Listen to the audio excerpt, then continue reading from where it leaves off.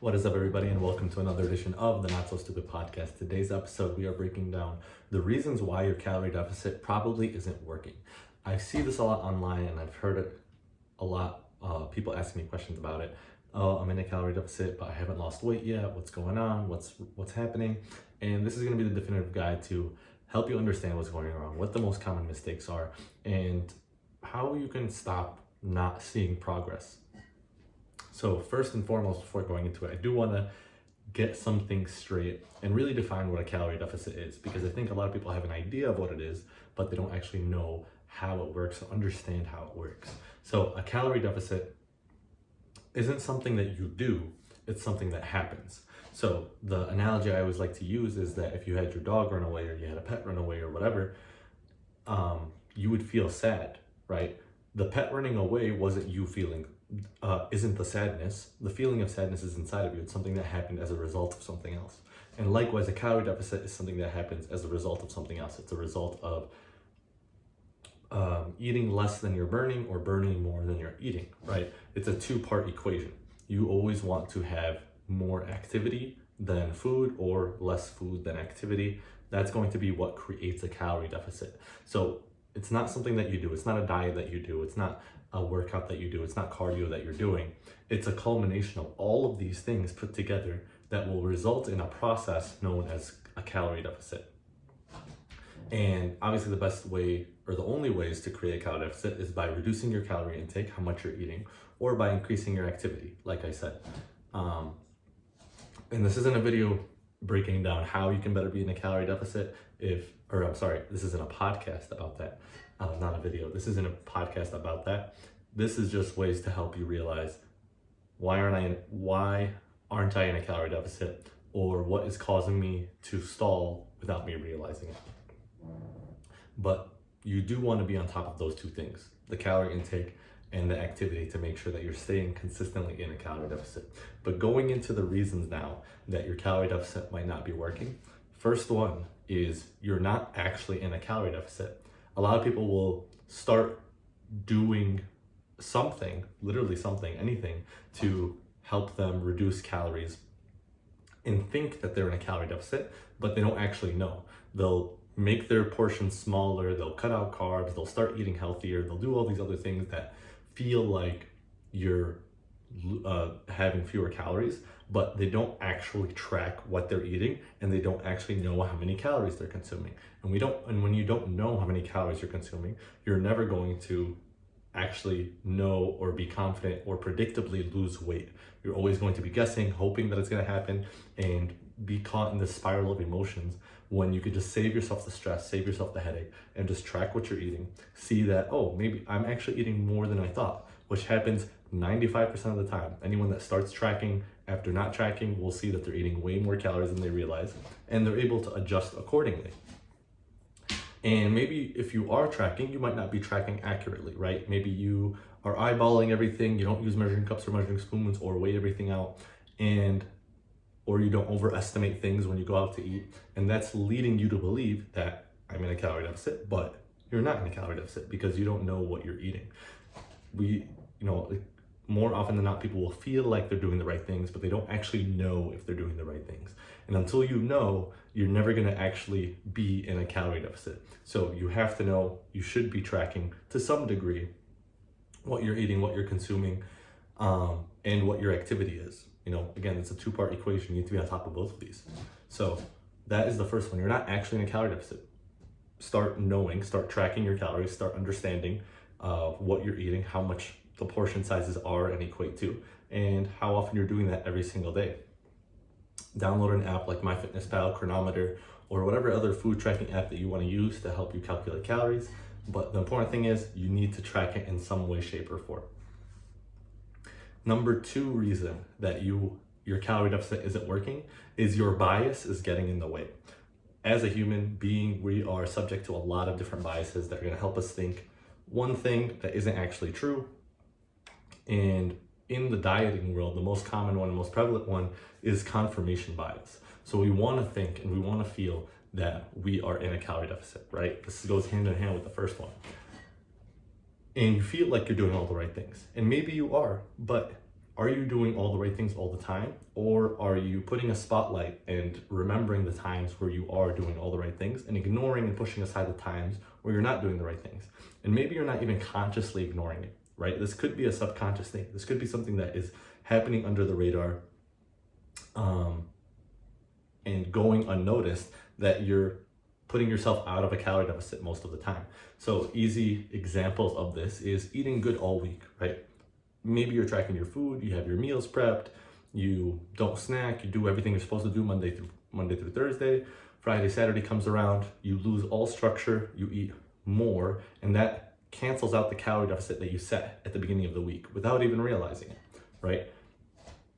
Another one is doing well throughout the day. Once again, you got your day set up, you ate your meals, you had a salad for lunch, whatever you want to do, but you manage your calories for the whole day. But at night, you end up snacking a lot, right? Or you get overwhelmed, or you stress eat, or maybe you're a parent and you have nibbles and finish your kids' plates and all these other things that happen when you're being a parent, all the extra food that you end up eating. And now that pushes you out of a calorie deficit, right? But you don't think about those moments because they kind of just happen, in the spur of the moment happenings. They just go on as they do, and you don't think to account for them, or you don't realize that these things are holding you back or taking you out of a calorie deficit, right? So knowing your biases, actually auditing every decision you're making and seeing where your blind spots are. One thing that is super valuable in helping you see your blind spots is getting a coach. Having someone see things from outside perspective as opposed to the lens you normally see through things is incredibly invaluable to kind of get you out of your own way and help you see those roadblocks that are in front of you before you even realize them. So that's the second one. Your biases are getting in the way. The third one is you're not keeping track of progress. So people will, again, this goes in a way hand in hand with the first two, but in a different way. You're not tracking your progress in terms of how the outcome that you're looking for. A lot of people will think they're not losing weight. They feel like they're stuck. They feel like they're not making progress, but they don't log their weight every single day and look at their weekly averages and see a trend. They just kind of hop on the scale randomly on random days and see what their weight is. They don't take progress pictures or measurements. They don't keep track of how their biofeedback is, how their health is improving. And if you don't have an objective measure of what good progress looks like, you'll never know if what you're doing is working or not. Because again, you want to lose weight, you want to become smaller, you want this calorie deficit to take fat off of your body. But if you're not measuring what your body looks like in some way, again, it could just be progress pictures. It could be scale weight, but taken consistently over time. It could be tape measurements to see the size of your body and how it changes over time. But if you're not taking those measurements and comparing them week by week, month by month, you don't know if what you're doing is working. And if it is working, you might feel like it's not working. This happens a lot too. I've had clients as recently as this month tell me that they feel like nothing's working. It hasn't, they feel like they let themselves down. They don't know if the coaching program's working and they're falling apart on the inside. But then the couple days later, they take their measurements and it's like, oh, I lost this many inches. It doesn't even feel like it. These things are happening without you realizing because the change is so small every single day.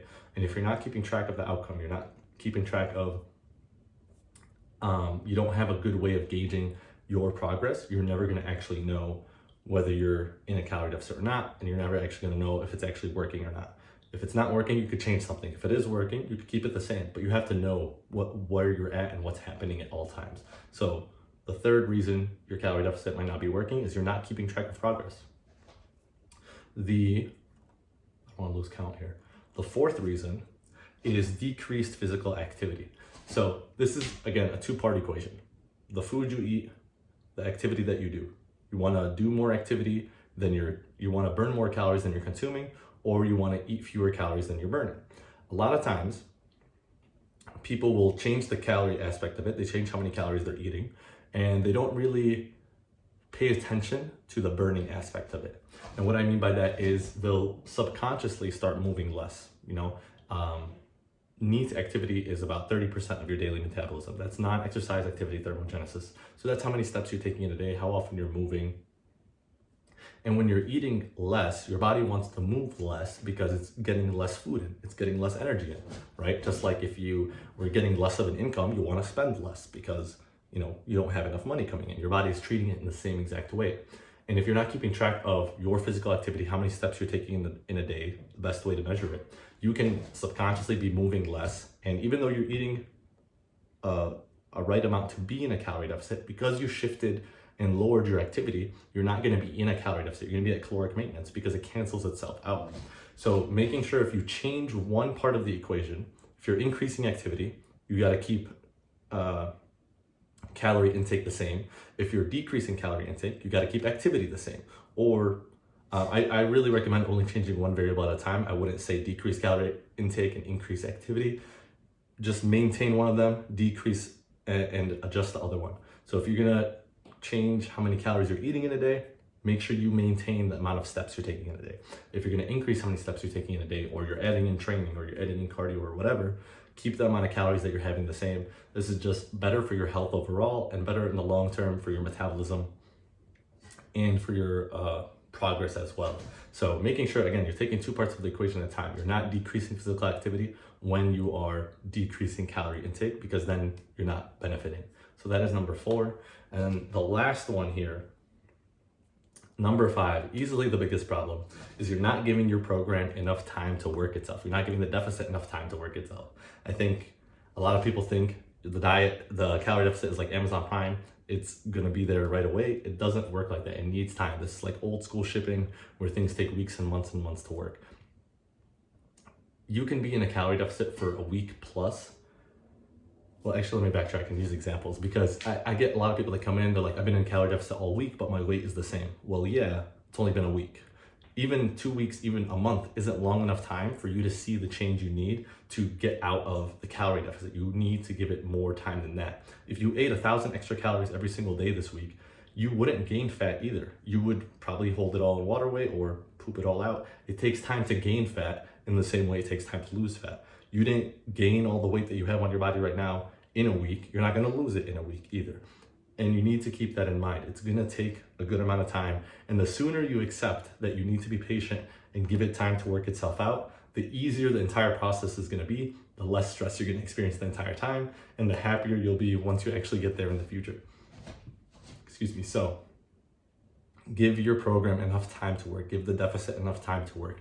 It's not gonna be, you're not gonna see immediate results in a week. You're not gonna see results in even 2 weeks or even a month. Again, it takes time. The first month with any client I work with is always kind of an experimental period, because we're just getting to know each other, getting to know your lifestyle habits, getting to know how you do things and what your understanding of things are. And we don't really make progress in the first month, but once we get a handle of everything, that's when things start accelerating forward.